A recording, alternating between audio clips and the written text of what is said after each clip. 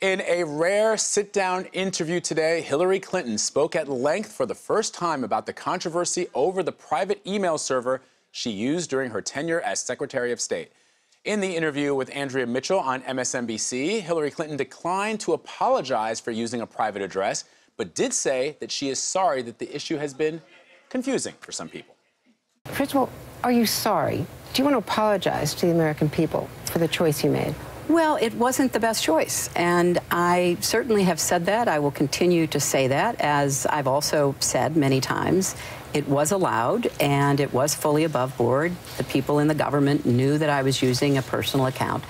But it would have been better if I'd had two separate accounts to begin with. And certainly, I'm doing all I can now to try to be as transparent about what I did have on my work-related emails, and I think, you know, they will be coming out. I wish it were faster. It's a little frustrating that it's taking a while, but there's a process that has to be followed. I mean, there was a Quinnipiac, and I know this poll was everyone, Republicans and Democrats, but the first words that came to mind when asked about you were liar, untrustworthy, crooked.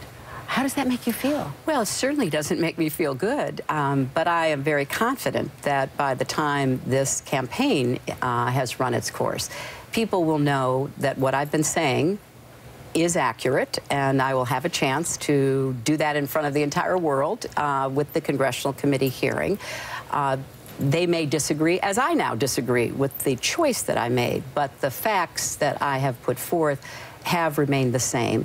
But more importantly, the American people will know that they can trust me when it comes to standing up for them and fighting for them and, you know, being their advocate and their champion. And I think that's what this election, when it's all said and done, has to be about. Who has the vision for America, who will be there every single day trying to renew the basic bargain that Americans should expect from our country, who can get results, who has the tenacity and the skill to do that. And I'm very confident that the American people will believe that I do and will support me for president. CBS News senior political editor Steve Shigaris is in Washington, and he joins us now. Steve, thanks for being with us. Hey, Vlad. So, listen, Hillary Clinton doesn't give a lot of interviews. She hasn't really spoken at length about this email issue. Andrea Mitchell asked her a direct question. Do you want to apologize? And what did you make of her response? Well, it was typical sort of Hillary Clinton speak, where she, you know, danced around the apology. She obviously feels she has nothing to apologize for in terms of having a private email server, but she did say she disagreed and takes responsibility for the decision to do that. And so that's really what you heard from her, is really dancing around the apology question. Yeah, and you know, it's interesting to me that afterwards, Ms. Mitchell asked her and told her that a lot of people have these adjectives for her: liar, untrustworthy, crooked. And I don't know that many people will feel that her response to Andrea Mitchell's question is going to do away with some of those sentiments that people have. Right, and also, I mean, they're probably figuring, too, that what's an apology going to do? This issue's not going away, and what her real problem here is explaining this issue to the American public and why it's not, at least in their mind, as big of a deal as the Republicans are making it. And so it's not about apologies to them. It's about clearly explaining what this is all about and why the Republicans, at least in their mind, are making it a big political issue.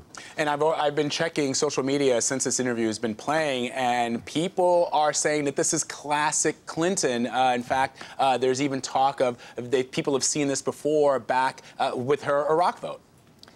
With her Iraq vote, and you've seen it actually with her husband too. It's sort of the way they communicate. However, you know, there's something to be argued that this has worked for them over the last 20+ years. It didn't work for her very well, obviously, in 2007 because of somebody named Barack Obama. But she doesn't have that kind of competition right now. And if you look at her competition that she has, Bernie Sanders, it's not really because of they don't like Hillary Clinton. It's because they really love Bernie Sanders. So the issue may not be as big of a deal for her, at least in the communication part of things, right now. All right, so half of this interview that Andrea Mitchell conducted was about this email server. The other half was about other issues. She took the opportunity to ask about Donald Trump, and here's what the secretary had to say.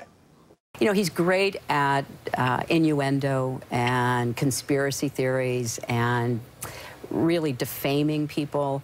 That's not what I want to do in my campaign, and that's not how I'm going to conduct myself. And I also believe the President of the United States does have to be careful about what he or she says.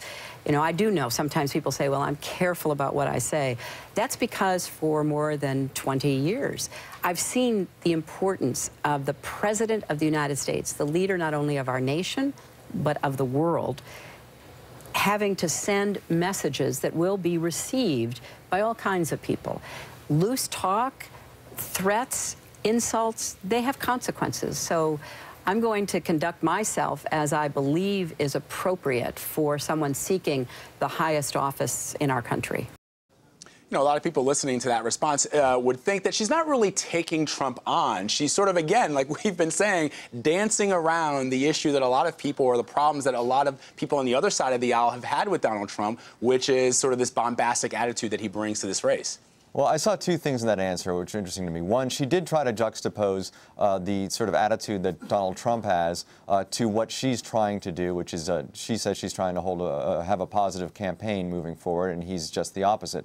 But what I saw there as well was going back to this Clintonese discussion that we were having before, which is her trying to spin her careful talk about things and her sort of dancing around things as a positive. I mean, she's basically saying this is careful. She's seen over the last 20 years what loose talk can do, and it can get you into trouble, and that's sort of explaining why she talks the way she does, and as lawyerly as she is and as careful as she is. She's trying to say it's very presidential to do that.